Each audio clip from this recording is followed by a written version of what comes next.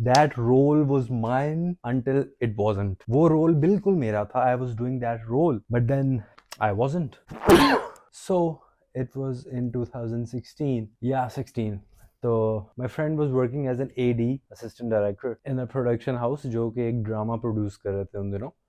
And they were having auditions for a certain role. It was not a lead role, but sort of parallel to the lead और supporting कह लो आप तो. But it was a good role. तो दोस्तों ने बुलाया. I had beard at that time. इतनी इतनी दाढ़ी, मतलब कि काफ़ी बड़ी दाढ़ी होती थी मेरी. तो आई गेव ऑडिशन दैट. तो थैंक गॉड जो ऑडिशन था वो अच्छा रहा और ही लाइक्ड माई एक्टिंग. और but he only had one thing. Said कि यार तुम्हारी दाढ़ी जो है वो, do you have any pictures जो जब तुम्हारी दाढ़ी छोटी थी या जब नहीं थी तब की. तो I said yes I do. मैंने उसको पिक्चर्स दिखाई तो ही सेड कि यार this is what I am looking for. तो उसने कहा can you go and shave your beard और फिर लुक टेस्ट के लिए दोबारा से आओ. तो मैं उसी वक्त निकला बाहर. I went to the nearest salon. DHA में उनका ऑफिस था. I went to the nearest salon. मैंने जाके सारा वो, I had my beard shaved off. फिर मैं दोबारा गया उनके पास and he loved it. He said yes you are doing this role. वैसे ही खुशी से पागल हो गया कि यार चलो शुक्र है. फिर खैर घर आया और बाद में दोस्तों वगैरह ने तो काफ़ी मजाक उड़ाया कि यार ये क्या तू बना है. बट तब मैंने बताया नहीं किसी को. और अच्छा ही हुआ नहीं बताया, नहीं तो बेइज्जती बहुत होती बाद में.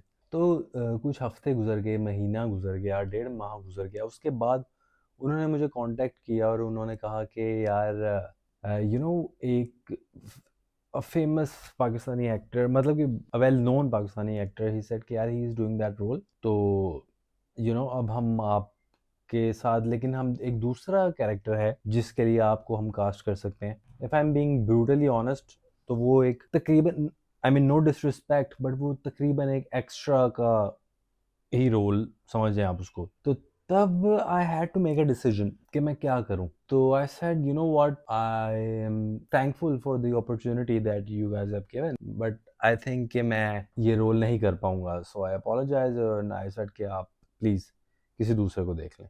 सबसे पहली बात तो मैंने शुक्र किया कि मैंने किसी को बताया नहीं. नहीं तो उन लोगों ने मेरा मजाक उड़ाना था.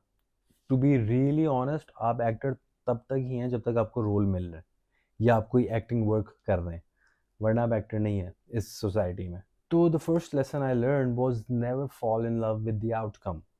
मैं जिस वक्त मैंने बियर्ड शेव की और मैं उससे मिलने गया दोबारा, तब से लेके जब तक कॉल नहीं आई, आई वाज कॉन्टिन्यूसली फैंटेसाइजिंग कि यार अब तो कमाल हो गया. अब तो यार ऐसे पैरेलल टू लीड रोल अपना हो गया है. अब तो मैं कहता हूँ क्या ये इमेजिनरी सिनेरियोज दिमाग में बना रहे हैं, but then what happened, it all went away. तो I learned कि your job is to just do the work. अपनी मेहनत करें और आउटकम जो है वो अल्लाह मालिक है उसका. Second lesson I learn was the industry owes you nothing. ये सबसे ब्रूटल बात है. Being deserving of something and being selected for something are two very different things. Obviously हमेशा ऐसा होगा, कभी कोई वेल नोन एक्टर आ जाएगा, कभी कोई प्रोड्यूसर इंटरवीन कर देगा, कभी कोई फाइनेंशियल मसले होंगे. तो इंडस्ट्री ओज यू नथिंग. आपका बस काम है कि just keep working, just keep doing what you do, be consistent. यही मेरी गलती थी. I was not consistent. I should have been consistent in life. मुझे कॉन्टिन्यूसली इस चीज़ को परस्यू करते रहना चाहिए था, जो कि मैंने नहीं किया. मतलब कि pursuing my passion for acting या फिल्म्स या कंटेंट. और एक और चीज़ मैंने सीखी जो कि बहुत से, सिर्फ एक्टर्स नहीं बल्कि आम जिंदगी में भी बहुत से लोग ऐसे हैं जिनको सीखना चाहिए, and that is learn when to say no. ना कहना आपको आना चाहिए. नहीं तो लोग जो हैं वो, आई एम नॉट सेइंग वो लोग मेरा फ़ायदा उठाना चाहते थे, वो तो सिर्फ यार अपना काम कर रहे थे एंड दे वर राइट. मतलब लाइफ में वैसे ही, अगर आपको ना कहना नहीं आता तो लोग आपका फ़ायदा उठाएंगे, आपकी काइंडनेस का फ़ायदा उठाएंगे, या आपको खुद से उस चीज़ का अंदाज़ा नहीं होगा कि क्या सही है क्या गलत है आपके लिए. तो लाइफ में कभी कभी whether you are an actor और कुछ भी काम करते हैं आप, डिसीजन लेने से पहले take a step back and think to yourself कि क्या ये सही है. Should I say yes to it और should I just stand on my grounds and say no.